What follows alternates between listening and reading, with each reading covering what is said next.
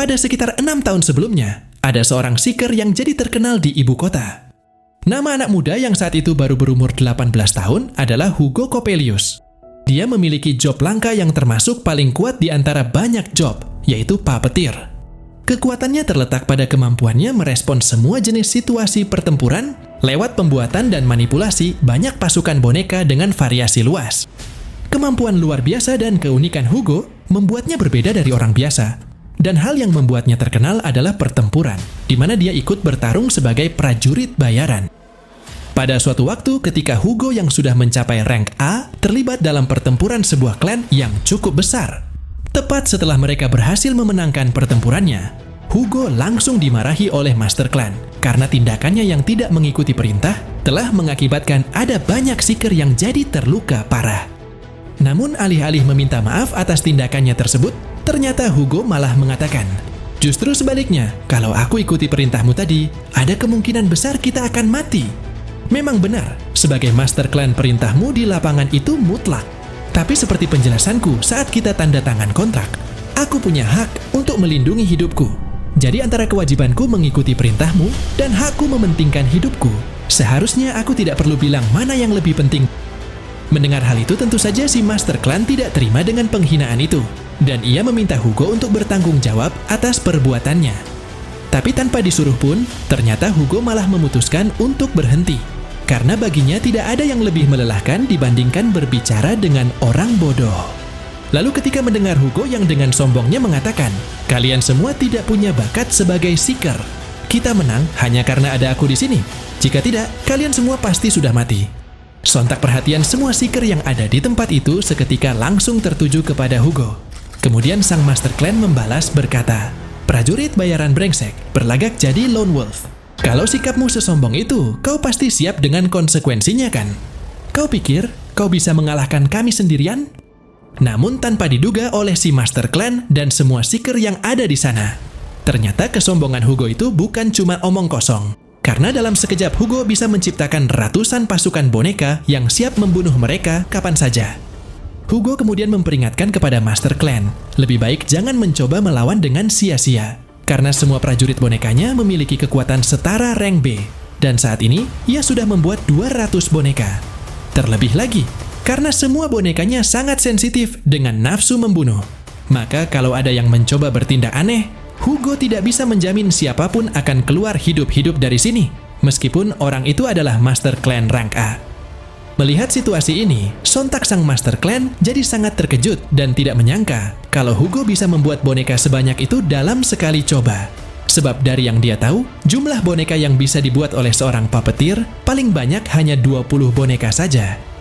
Hugo mengatakan, ia tidak ingat pernah bilang begitu.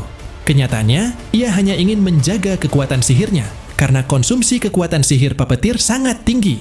Dan untuk saat ini, ia baru menggunakan hanya sekitar 20% kekuatan sihirnya.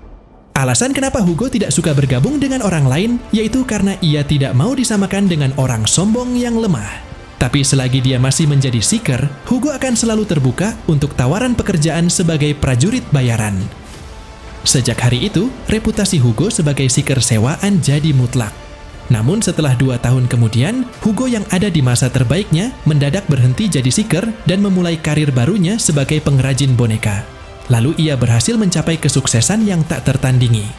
Hingga sampailah pada suatu hari ketika Hugo mengantarkan pesanan bonekanya kepada calon pembeli. Ternyata calon pembelinya sudah mati dengan kondisi tubuh yang sudah dikuliti. Dan Hugo yang berada di tempat kejadian, akhirnya telah dijadikan tersangka atas kasus pembunuhan tersebut. Bahkan tidak peduli meski Hugo telah menjelaskan bahwa ia datang ke sana hanya untuk mengantar boneka, dan ia juga tidak punya motif untuk melakukan hal sekeji itu. Sayangnya tidak ada yang mempercayai pembelaan Hugo, karena ia tidak punya bukti atau saksi yang menguatkan alasannya. Ditambah lagi setelah Master Clan yang pernah bertarung bersamanya dulu juga melaporkan bahwa Hugo adalah orang yang berusaha keras menyembunyikan taring di dalam dirinya dan lebih mementingkan nyawanya sendiri meski harus mengorbankan rekannya.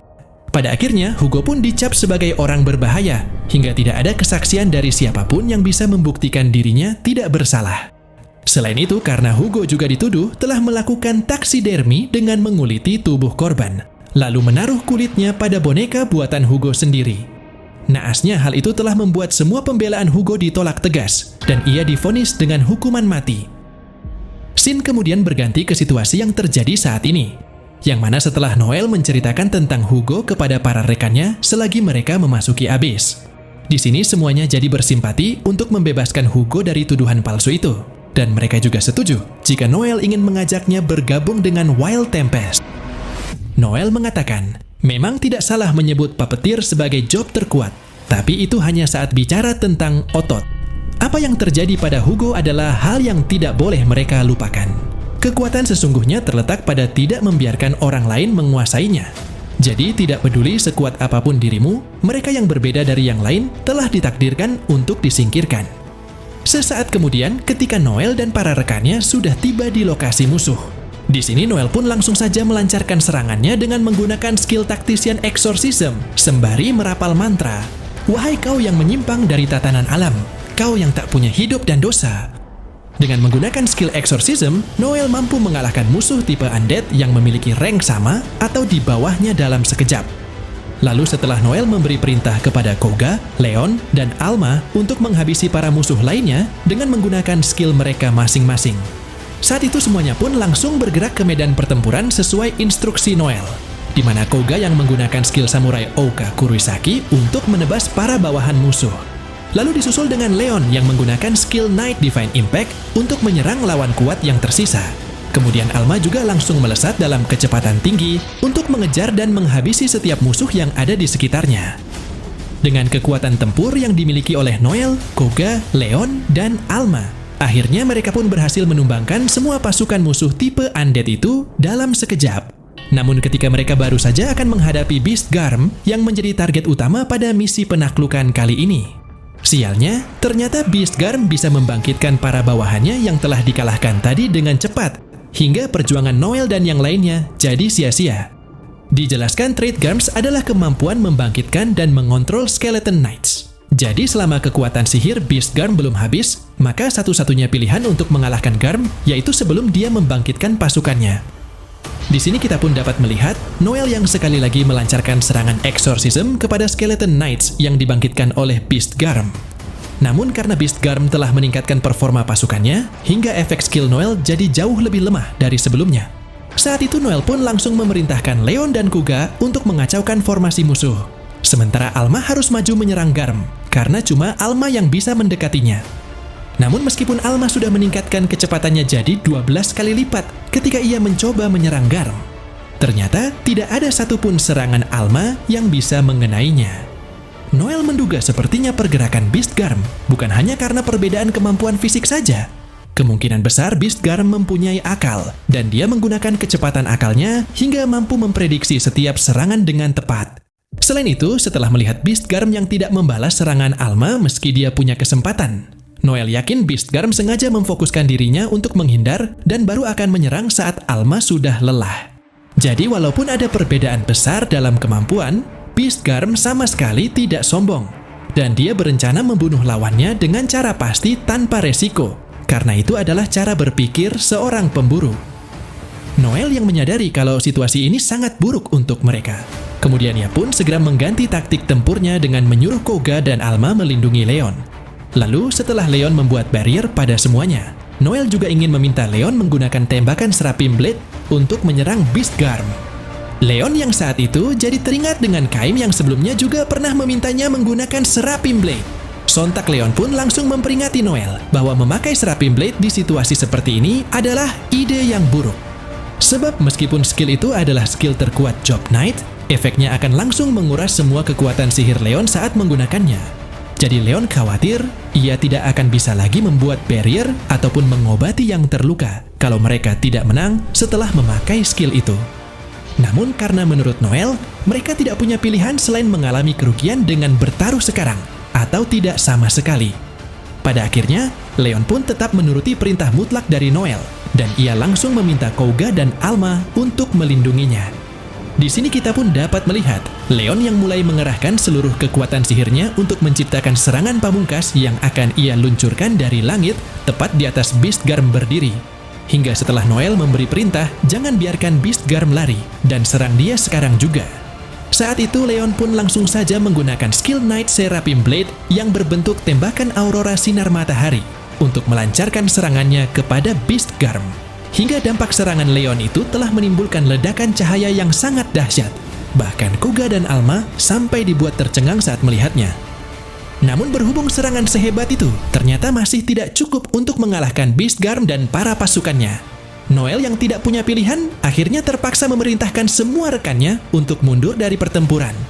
Tapi naas, ternyata ketiga rekannya malah tumbang akibat mereka yang sudah kehabisan tenaga. Hingga membuat Noel jadi mulai putus asa karena sudah tidak ada lagi yang bisa dilakukan untuk menyelamatkan hidup mereka. Beast Garm kemudian mendekati Noel sembari berkata, "Sepertinya akulah yang menang.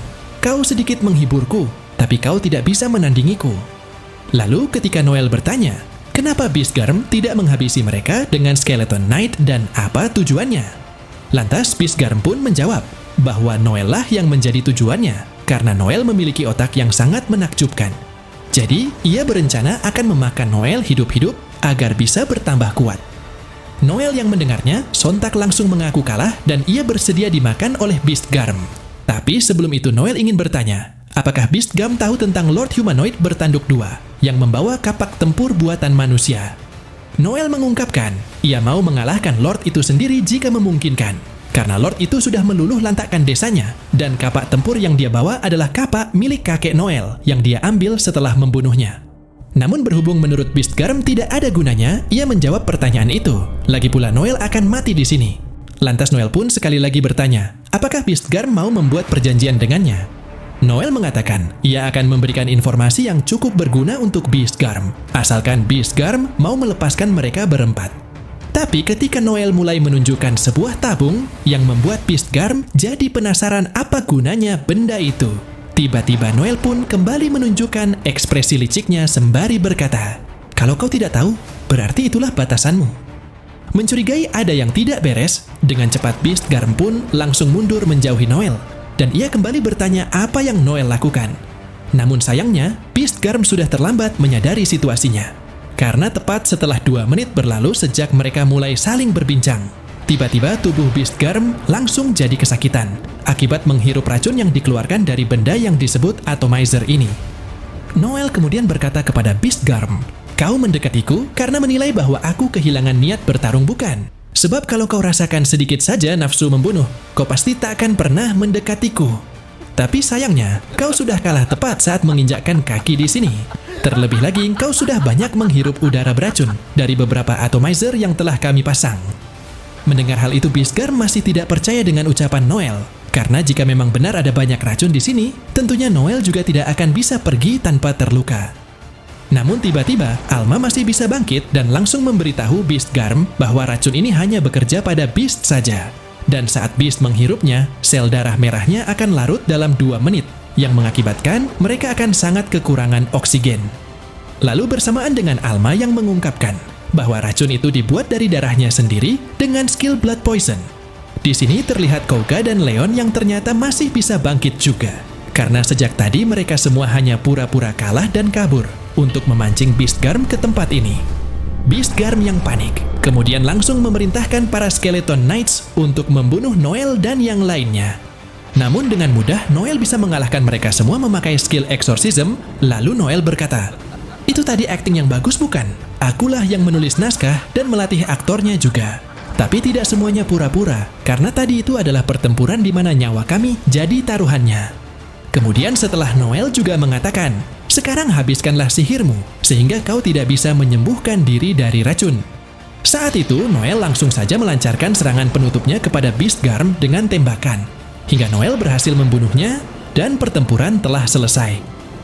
Nah, jadi inilah keseluruhan cerita dari video sebagai peran pendukung terburuk si juru bicara kali ini.